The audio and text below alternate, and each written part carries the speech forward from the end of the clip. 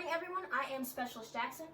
Today we're going to be covering conflict management. Today is September 27th, 2020, and the time is 08 a.m. First and foremost, I want to say if anybody needs to use a latrine or to get water, if you exit out that hallway behind you, on the right side there's a unisex latrine, as well as a water fountain outside of that latrine. In the event that an emergency occurs, please exit through the door that is down the hallway at the end. It will take you outside of the building. So again, today we're going to be covering conflict management. The purpose of today's lesson is to inform you of what conflict is, what its different types are, what conflict management is, and why it's important. So again, today in the lesson we're going to be covering what conflict is, what the type of conflicts are, why is conflict good or bad, what is conflict management and its importance, and how do you implement conflict management. Describe the picture that you see below. How would this relate to conflict management? Does anybody want to describe the photo that's up on the board? Yes, Specialist Moore. Okay, excellent point. So Specialist Moore says that there are two people fighting and the person in the middle is pushing them apart. In this photograph, you have two people that are having a disagreement. Clearly they're very upset from their body language.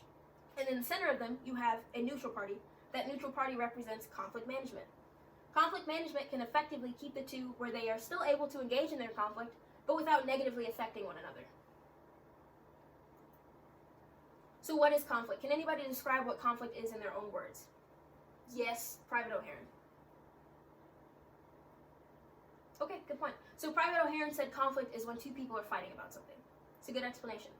Conflict can be defined as a disagreement or dispute within oneself or two or more individuals. You have internal as well as external conflict. A common misconception is that there must be more than one person involved in a conflict. Internal conflict shows us that that is not always the case. With internal conflict, you can have a disagreement within yourself. Something as simple as deciding whether you want to have spaghetti or steak for dinner. External conflict is the one we're going to be covering more today. With external conflict, that is a disagreement between two or more individuals. An example of this will be your platoon trying to decide the best way to paint a new building that you moved into. Everybody has a different opinion on something, therefore a conflict is created. A common misconception is that conflict is always a bad thing, but that is not the case. There is positive as well as negative conflict. Conflict is positive when it causes people to consider different ideas and alternatives, consider being the key word. It can result in increased participation and more commitment to the decisions and goals of the group. This results in issue clarification and or reassessment. So going back to that example of your platoon disagreeing on how to paint the building the best way, if everybody sits down, speaks to one another, and an actual solution is brought from that, that would be an example of positive conflict. Everybody had a disagreement, but they still reached one unifying goal. Conflict is negative when it occurs and issues are not discussed or addressed in a positive manner. So going back again to that same situation, if everybody's yelling at each other and nobody's listening, and nothing actually comes from this disagreement, that would be a negative situation, as well as negative conflict. So these are two different types of conflict. You have work-based conflict as well as individual-based conflict. Work-based conflict can have the potential to benefit the organization. It creates an environment where new ideas can arise as well as new ways to accomplish the task. Individual-based conflict can lower morale and cause dysfunctions in the organization, decreasing the overall effectiveness. Does anybody know what the positive one of these two are? Good. Work-based conflict. And the negative is individual-based conflict. So what is conflict management? Conflict management, by this definition, is having a workplace that precludes conflict and a management team that successfully handles and resolves the workplace issue.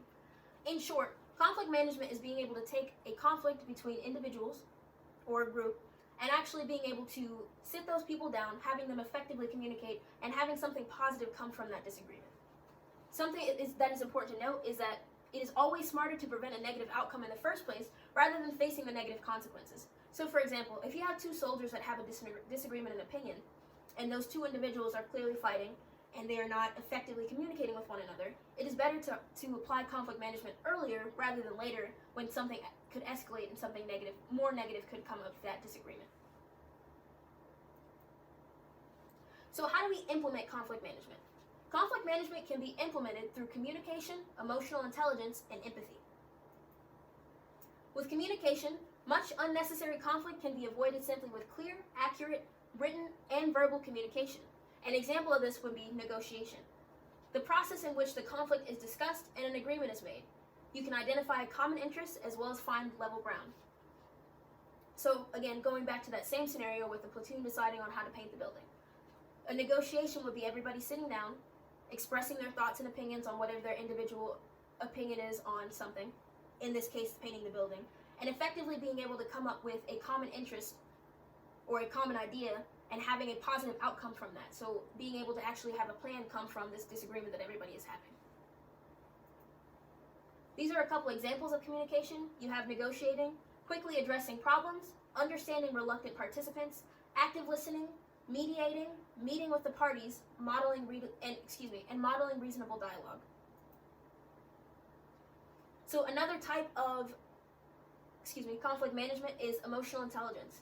This is the ability to understand your own feelings and those of others and to handle those feelings well. People who have high emotional intelligence are good at identifying and meeting the needs of others while taking responsibility for their own needs. So, explaining this a little bit more, emotional intelligence is being able to understand what your feelings are and what someone else's feelings are, and effectively being able to take responsibility for your feelings as well as somebody else's feelings and needs. When you have emotional intelligence, you can understand why somebody feels a certain way about something and being able to identify what it is that they're feeling. Does anybody have any examples of emotional intelligence? Okay. So these are a few examples. Examples of emotional intelligence include being adaptable, asserting your feelings, compromising, showing curiosity, forgiving transgressions, helping others, being optimistic, being self-aware, and displaying self-regulation. So another type of conflict management is empathy. Empathy means feeling what others feel. The ability to see a situation from someone else's viewpoint and to understand their needs, motivations, and possible misunderstandings is critical to effective conflict management. So this one is very similar to emotional intelligence.